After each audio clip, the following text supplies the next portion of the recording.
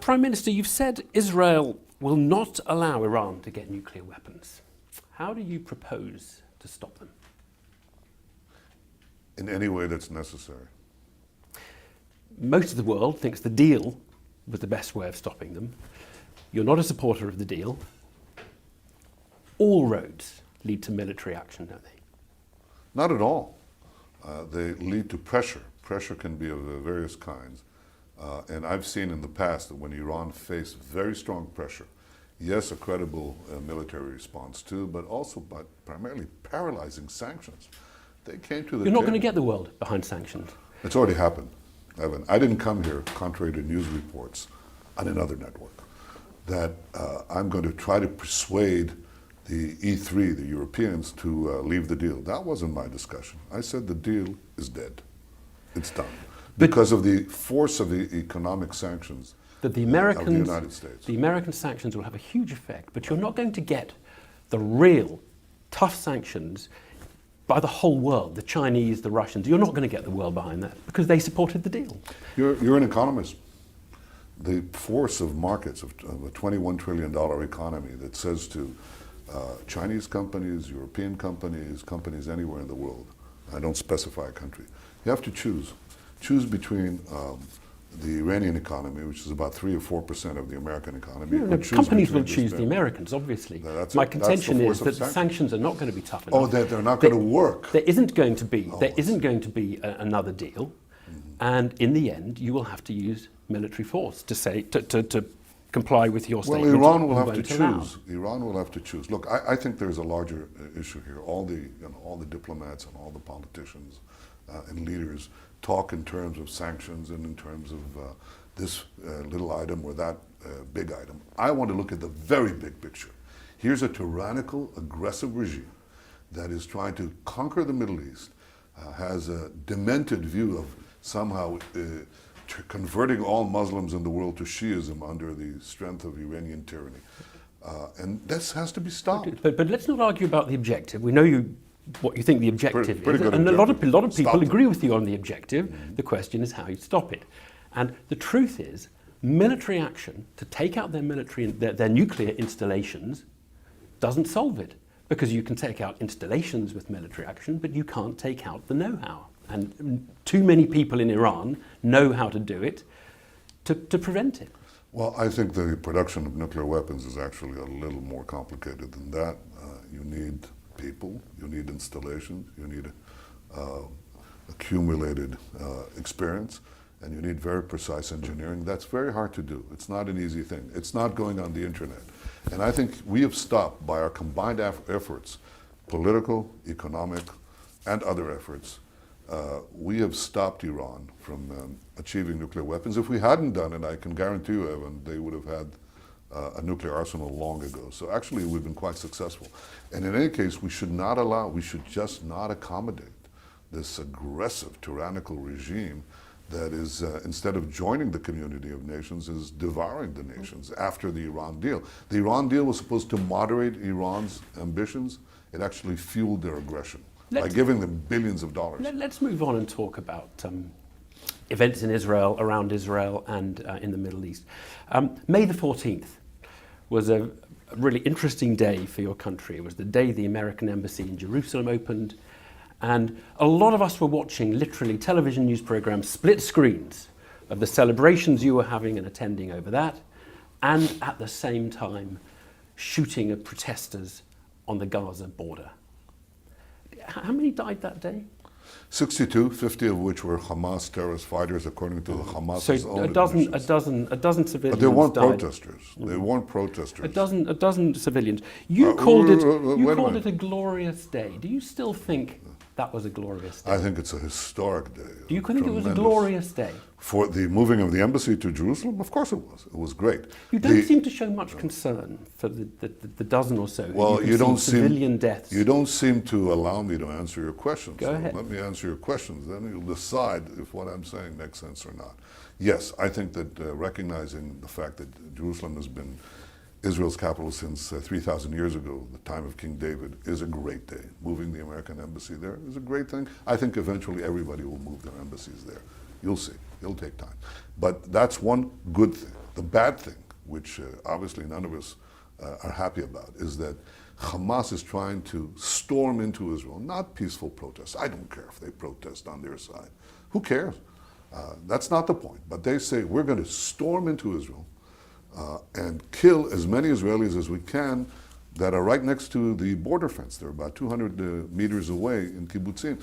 We want to stop them. We tried non-lethal means. We tried water cannon. We tried tear gas. You've made this point many times, Yep. and I still wonder whether you would use the phrase "it's a glorious day." On the movement of the embassy, for sure. Well, I mean, look, both things were happening. Both things were related, weren't they? It was the I moving can of the tell embassy that it caused was the protests glorious. in Gaza. It was glorious in Jerusalem, and it was regrettable in Gaza that Hamas... Tragic. That Absolutely tragic. Your troops killed 61... Tragic sounds like almost some force of nature. It wasn't a force of nature. It was a deliberate policy of Hamas to push people into the line of fire, to try to kill Israelis, and to present it as though this is Martin Luther King Day.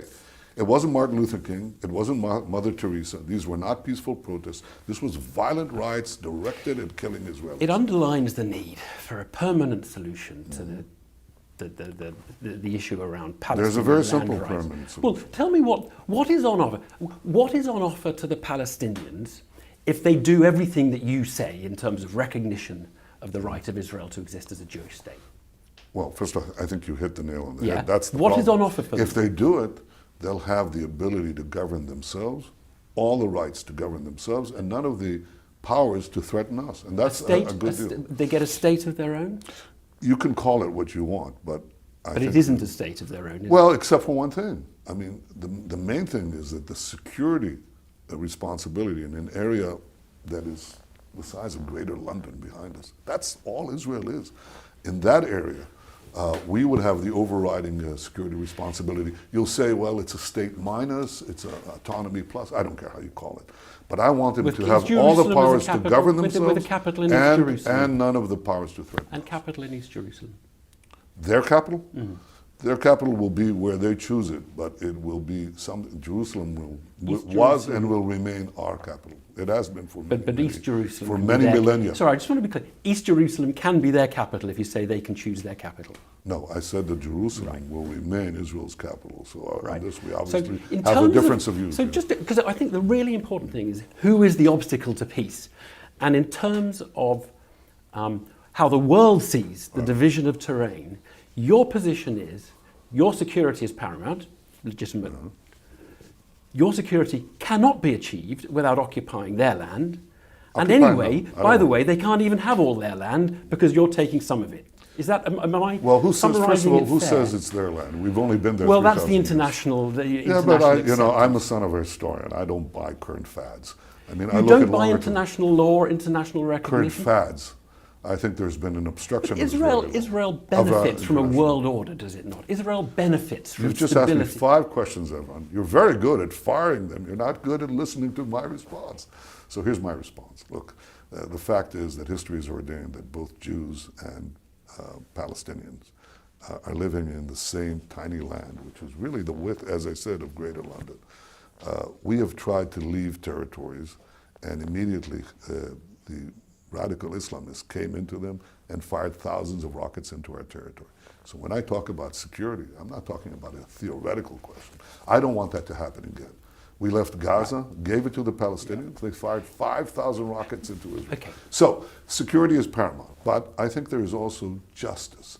Justice maintains that the one and only Jewish state would have the ability to live and be recognized. The reason we don't solve this problem is not because there's no Palestinian state. It's because the Palestinians refuse to recognize the Jewish state. If they recognize it, then I think we can organize for them an independent life with our security guarantee. The American General John Allen organized a security plan for Israel. It wasn't dependent on what the Palestinians say. It was dependent on American troops in the Palestinian territory, so they can have their country and you can have your security. And you rejected that, not the Palestinian. Well, they didn't even talk about it. They wouldn't come to the table. I said, look, I have, when you're talking about John Allen, who was a general who worked for Kerry. So they came up with a plan, okay? And President Obama, the boss of the Secretary of State and this general, invited me to the Oval Office And he said, Prime Minister Netanyahu, Bibi, what do you think? I said, look, I said, Barak, there are many things I don't like in this plan, but for the sake of peace, I'm willing to sit down and talk about it. Then he called the Palestinian leader, Mahmoud Abbas, Abu Mazen, and he comes and he said to the Oval Office, and he said to him, look, Netanyahu says he doesn't like some of the things, but he's willing to sit down and negotiate the peace. What about you? And Abu Mazen said, well, let me think about it. And he went out and never came back. John Allen's line is that politics got in the way, and I think. Well, I didn't get in the way. Let me ask you one last question. I think there's a very simple test. Okay. You know, do you want to sit down and negotiate peace? Abu Mazen now says that he will not consider anything that any peace plan that the Americans bring because he accuses the current administration of being pro-Israeli. Did I say to Obama, I will not discuss your peace plan because you're pro-Palestinian? Of course not. If you want peace, sit down for God's sake and negotiate peace. And for God's sake, recognize the Jewish state. Let me just argue, we're out of our allotted time. Let me ask you one last question. I'll give you a little more time. I'd like to ask you a question about empathy. Because it's whether you see any justice in the Palestinian case. You know, the 700,000 Palestinians who, for whatever reason, felt a need to leave when the state of Israel was created after the Second World War. I think there were two refugee problems that were created, and they were tragic on both sides. One, the Palestinians who left what is now Israel, and an equal, possibly a greater number of Jews who were kicked out of Arab lands after that same war. We absorbed them on a tiny speck of territory. So you have empathy, you understand why there's grievance in your region. I think you can see it from the other point of view, because you often come across as not understanding or listening to the other side. How I'm described is always interesting, you know, this heavy-handed, person without feelings. Of course I have feelings, and I can understand the other side. I can't accept one thing. I can make peace with a former enemy who wants peace. But somebody who says to me, like Al-Qaeda, I want to destroy you, well, then you can't make peace with them until they reconcile themselves to your very existence. But I'll tell you where I'm very hopeful, and this will surprise you, and possibly your audience. I'm very hopeful because there's a massive change that is taking place today in the relations between Arabs and Israelis. It's happening with the Arab countries. Most of the Arab governments now are coming close to Israel because one of the Iranian threat, which they understand as we do, as being something that would threaten their survival. Second, once that happened, they began to see the benefits of civilian technology. And they want a better life for their people. And they know that Israel is this fountainhead of innovation that can change and better their lives. So we are having this subterranean normalization. And I think that as we normalize relations with the Arab world, not necessarily to full-fledged peace treaties, that we have with Egypt and Jordan, but it'll take time to get with the others, that it will eventually also impact the 1% of the Arab world who are Palestinians. I say normalize relations with the 99%, you'll eventually get peace with the 1%, although I think we should do it in tandem. So in a way, I'm quite hopeful, I have to tell you. I would never believe in my lifetime that we would have the kind of friendly relations and cooperation between Israel and the Arab states. And here's the most promising thing. That's beginning to affect public opinion in some of the Arab countries. They begin to think of Israel differently. And I'll tell you something, this is what Israelis long for. A lot of people think you are happy with the status quo and will just carry on as it is because it's okay for you because you've got your way. I'm changing it, actually. I'm changing it because I'm deliberately pursuing this policy of cooperation with the Arab world, not only because it's good on its own merits, but also because, Evan, I believe it's a path to peace. I think there's a core of poisoned minds and hearts in the Palestinians that is very hard to dislodge after 70 years. You see that with some of our neighbors. You know, I've opened up a field hospital for Syrian wounded civilians, women, children, horrible things, burnt, lost limbs, and we take care of them on our side of the border. I visited them, and they say, we're in shock. been told all these years that you are the devils. And the first time we were humanely treated is by these doctors who are, by the way, both Jewish Israelis, Arab Israelis, and they saw the Prime Minister of Israel, and they were absolutely in shock. So I think that the fact that we have this newfound relationship with the Arab world, and they see what we're really like, that we really want a solution. We just want a solution that doesn't kill us, that we can live with, and they can live with.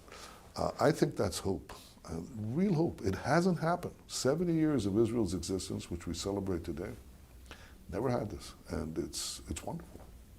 Prime Minister, thank you very much. Thank you.